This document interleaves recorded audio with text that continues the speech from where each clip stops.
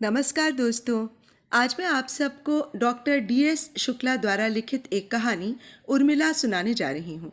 तो आइए सुने कहानी। वो आंगन में बैठकर बर्तन मांज रही थी कि सुशीला की आवाज़ उसके कानों में पड़ी। अरे कलमुही, माँ बाप को खाकर अब तू मेरे घर को आग लगा रही है। सुनकर उर्मिला का पहले से ही दुखी मन फट गया।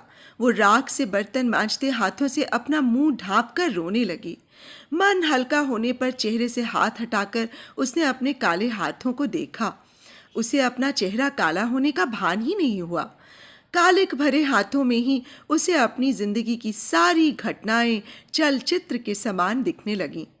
माँ बाप की मृत्यु के बाद कोई और सहारा न होने की वजह से एक अदद इकलौते आवारा भाई के साथ उर्मिला अपनी बड़ी बहन सुशीला के यहाँ चली आई। बहन भी कोई बड़े अमीर घराने में नहीं ब्याही थी, पर रोज 2 जून की रोटी की व्यवस्था अवश्य थी। खाने को 2 मुंह थे और 2 मुंह के आ जाने से घर की अर्थव्यवस्था चरमराने लगी थी। नालायक भाई के आवारगी के किस्से, जो कि पहले दूर होने से कभी कभी ही सुनाई पड़ते थे, अब रोज पता चलने लगे। पति, जो पहले प्रायः आंखों से ही नाराजगी जताते थे, मुखर होकर सुशीला को ताने भी सुनाने लगे थे। लड़कियां हमेशा से ही अभिशाप मानी जाती हैं। गरीब के घर, और वो भी सुंदरता से लदी बेटी पैदा होते ही चर्चा का विषय बन जाती है। नाउन सारे गांव में बताती फिरी कि फला पंडित के यहाँ गोरी बिटिया हुई है। इतनी गोरी कि लागे मालिश के लिए हाथ लगाने पर मैली हो जाए। महिलाएं चुहल करती, का नाउन भौजी, पंडिताइन यही मारे तुमते मालिश नहीं कराती। नाउन मुंह बनाकर कहती, करावे तो उई दौर के पर नेग और मजदूरी देकर टेंट में रकम तो होए चाहिए। पंडित में खाए के चाहे न जुरे, पर रूप भगवान जरूर देत है। जैसे बेटियां बड़ी होती गईं, ये चर्चा आम होने लगी। छिछोरी निगाहें पीछा करती, जिन्हें बच्चियां पहले तो नहीं जान पाती, पर फिर सजग होने लगती। ग्राम्य जीवन में सुंदर बेटी गरीबी से भी बड़ा अभिशाप है। सुशीला और उर्मिला के साथ भी यही त्रासदी थी। गरीब ब्राह्मण के घर रूपवान बेटी।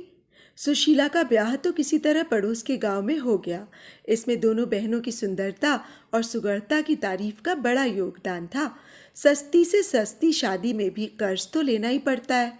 कर्ज और नालायक बेटे की करतूतों से माँ बाप पीड़ित थे। गरीबी, कर्ज और कुपूत के त्रिशूल ने थोड़े ही दिनों में उर्मिला के माँ बाप को इहलोक से मुक्ति दिला दी। मुर्दनी में आए रिश्तेदारों की आवभगत और कर्म कांड के टंटों में घर भी बिक गया। अब सवाल था कि उर्मिला अपने आवारा भाई व अपनी सुंदरता के कलंक को लेकर कहाँ जाए। ऐसे में पखवाड़े से पहुनाई कर रहे बड़े बूढ़ों ने व्यवस्था कर दी। बड़ी बहन और बहनोई तो माँ बाप के समान होते हैं, इसलिए सुशीला को अपने छोटे भाई बहन को अपने साथ ले जाना चाहिए। हालांकि सभी पुरुषों के मन में सुंदर उर्मिला को अपने साथ ले जाने की हसरत थी, पर वो पत्नी की वर्जनात्मक दृष्टि के सामने विवश थे। नतीजतन सुशीला के साथ ही उसके भाई और बहन भी उसके घर पहुंच गए। उर्मिला ने बहन के घर का चौका बर्तन व अन्य ऊपर के काम संभाल लिए। सुशीला अब अपने बच्चे और पति को ज्यादा समय दे पाने की वजह से थोड़ा आश्वस्त थी। पर भाई, वो गांव के शोहदों की टीम का कैप्टन बन गया। शोहदों में उसकी खासी साख हो गई। सिर्फ खाने और रात सोने के लिए ही उसकी शक्ल घर में दिखती थी। बहनों के लिए ये व्यवस्था भी सुखद थी। कम से कम घर में शांति तो थी। शनय शनय भाई की आवारागिरी की शिकायतें बकायदा घर व राह चलते होने लगीं। धन की ज़रूरत केवल गृहस्थी में ही नहीं, आवारागिरी में भी होती है। धन के कोई अन्य स्रोत के सुलभ न होने की वजह से उसको मजबूरी में कभी कभी राहजनी भी करनी पड़ जाती है। इतना साधारण अर्थशास्त्र वाला गांव तो चलो गैर है, खुद उसके बहन बहनोई नहीं समझ पाते। इस बात से उर्मिला के भाई को बड़ा कष्ट होता। एक रोज उसके बहनोई ने अपने साले को समझाया कि उसे अपनी बहन उर्मिला के विवाह के लिए वर खोजने में उसको कुछ सहयोग करना चाहिए। वो बहनोई का बहुत आदर करता था, अतः इस कार्य के लिए उसने हाँ कर दी। उसकी अर्थशास्त्री बुद्धि ने तत्काल ही राह सुझाई। पड़ोस के गांव में ही उसे खाता पीता वर मिल गया। घर का अकेला था, उससे उर्मिला की शादी होने पर उर्मिला को खाने और पहनने की कोई तंगी नहीं होगी। क्या हुआ यदि वर की उम्र 55 या 60 वर्ष की थी? मर्द तो मर्द होता है, शादी में उसकी उम्र देखने का क्या औचित्य? उर्मिला को जिंदगी भर ठाठ से रखेगा, गांव का जाना माना घराना है। क्या हुआ यदि एक हाथ से लूला है? वो तत्काल ही इस लूले वर के यहाँ पहुंचा और अपनी बहन की शादी का प्रस्ताव रखा।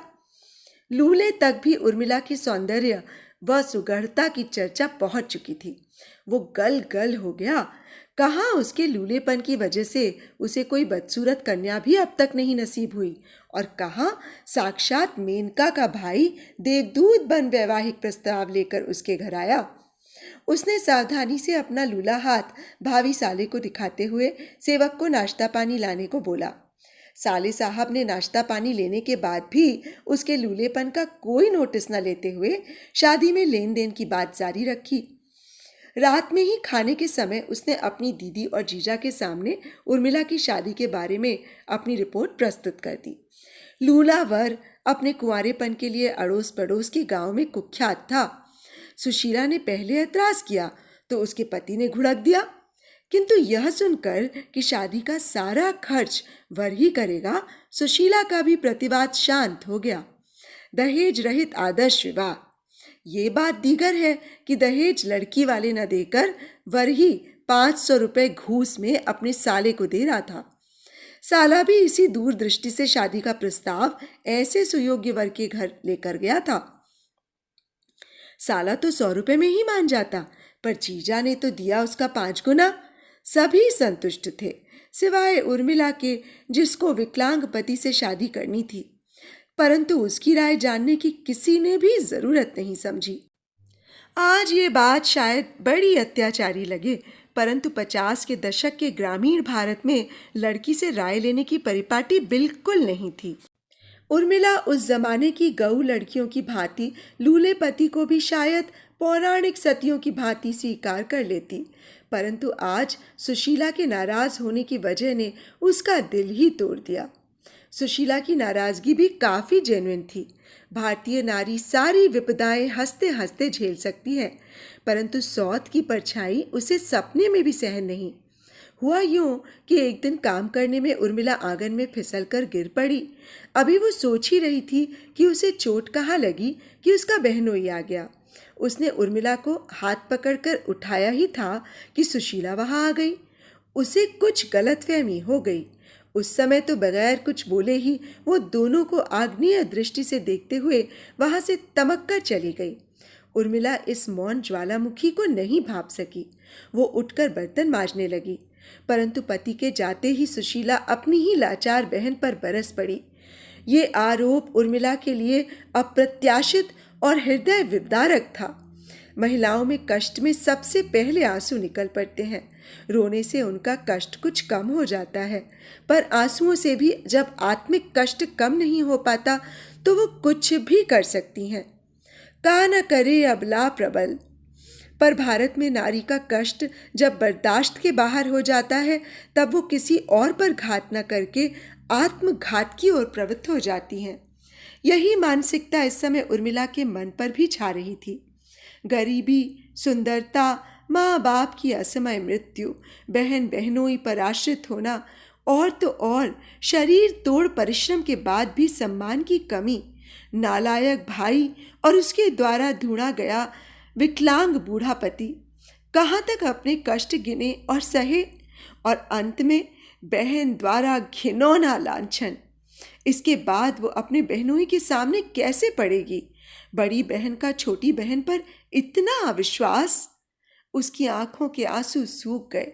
निश्चय ने उसके सभी कष्टों को समाप्त कर दिया।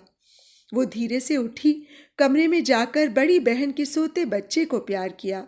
रसोई में बड़ी बहन कुछ काम कर रही थी। उर्मिला धीरे से घर के बाहर निकली और चल पड़ी। घर से आधे कोस पर ही बड़ी नहर थी। संयत पगों से वो उधर ही चल पड़ी। नहर का पानी पूरे वेग से हरहरा कर बह रहा था। पुल पर खड़ी उर्मिला कुछ देर तक खड़ी देखती रही, फिर उसने धीरे से अपना पल्ला बांधा, धमाके के साथ नहर में कूद गई। गांव से 2 कोस दूर बड़ी नहर में किसी महिला का शव उतराया है। खबर पूरे गांव में फैल गई। पुलिस के पहले ही तमाशबीन वहां पहुंचने लगे। ऐसी घटना या दुर्घटना की सूचना सबसे पहले ठेलुहा युवकों को ही मिलती है। कोई काम न होने से वो ग्रुप ही सबसे पहले घटना स्थल पर पहुंचता है। ठेलुहा का कप्तान होने की वजह से और ऊपर से बीती दोपहर से उर्मिला की घर पर अनुपस्थिति की वजह से उर्मिला का भाई और भी तेजी से नहर पर पहुंच गया। रास्ते में उसकी बाईं आंख भी बुरी तरह फड़क रही थी। नहर पर लाश के कपड़े देखकर ही वो जान गया कि मृतका उसकी अपनी बहन उर्मिला ही थी। वो तुरंत वापस लौट पड़ा। खेत पर अपने जीजा को बताने के बाद वो बड़ी बहन सुशीला को बताने भागा। सुशीला अपनी छाती पीट पीट कर रोने लगी और अपने दुधमुहे बच्चे की वजह से नहर तक नहीं जा सकी। पुलिस पहुंची, पंचनामा हुआ और डेड बॉडी रिश्तेदारों को सौंप दी गई। उर्मिला का पार्थिव शरीर सुशीला के घर के आंगन में रखा गया। महिलाएं अंतिम संस्कार के लिए एकत्र थीं। सभी के मुंह पर उर्मिला की शील, सुंदरता और सुगढ़ता की तारीफें थीं। उसके चरित्र की भी प्रशंसा हो रही थी। ये चर्चा सुशीला के दिल को अपराध बोध से और भी साल रही थी। महिलाएं बतिया रही थीं, देखो मरते समय भी उर्मिला ने नहर की धारा में शरीर के उघड़ने से बचाने के लिए अपने आंचल से शरीर के ऊपरी हिस्से को सावधानी से बांध लिया था और साड़ी के निचले हिस्से को लांग बांधकर उघड़ने से बचा लिया था। इस तरह मृत्यु के बाद भी बेपर्दा होने से अपने को बचाने का उसने प्रयास किया था, जिसमें वो पूर्ण रूप से सफल रही थी। भीड़ में सबसे ज्यादा रोने वाला उर्मिला का नालायक भाई ही था। लोग समझ नहीं पा रहे थे कि वो बहन की मृत्यु से ज्यादा दुखी था या उसके लुल्ले से मिलने वाले 500 रुपए के नुकसान से ज्यादा पीड़ित था। तो दोस्तों, अभी आप सुन रहे थे डॉक्टर DS शुक्ला द्वारा लिखित एक कहानी उर्मिला। आप सबको कहानी और वाचन कैसा लगा मुझे ज़रूर बताइएगा। और यदि आपने मेरे इस चैनल को अभी तक सब्सक्राइब नहीं किया है तो आपसे ये विनम्र निवेदन है कि इसको सब्सक्राइब कर लीजिए और मेरी कहानियों को लाइक और शेयर भी कर लीजिएगा। और हाँ, बेल आइकन ज़रूर दबा लीजिएगा। तो अब मुझे इजाज़त दीजिए। नमस्कार।